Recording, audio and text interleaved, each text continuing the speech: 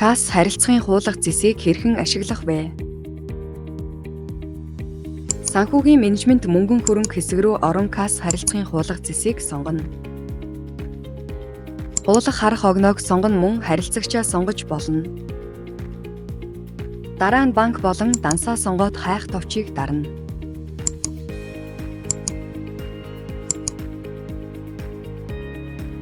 Гарч ирсэн дэлгэрэнгүй хуулгыг гүйлгээнд холбохоос өмнө жагсаалтанд харилцагчийг сонгож доош чирэн хуулаж хадгалах боломжтой бөгөөд ингэснээр тухайн сонгогдсон мөрүүд нь уг харилцагч руугаа гүйлгээ үүснэ.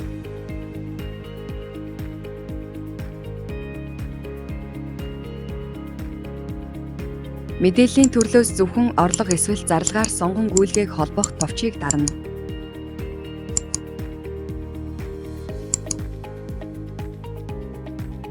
Харилцагчийн дугаарыг сонгон гүйлгээний утгыг бичин хадгалах товчийг дарснаар гүйлгээгээ амжилттай холбоно.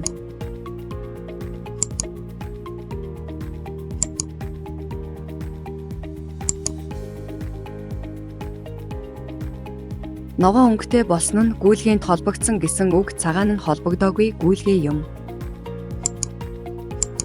Мөн ногоон өнгөтэй холбосон гүйлгээгээ бүгдийг нь идэвхжүүлэн гүйлгээг устгах товчийг дарснаар гүйлгээгээ устгах боломжтой.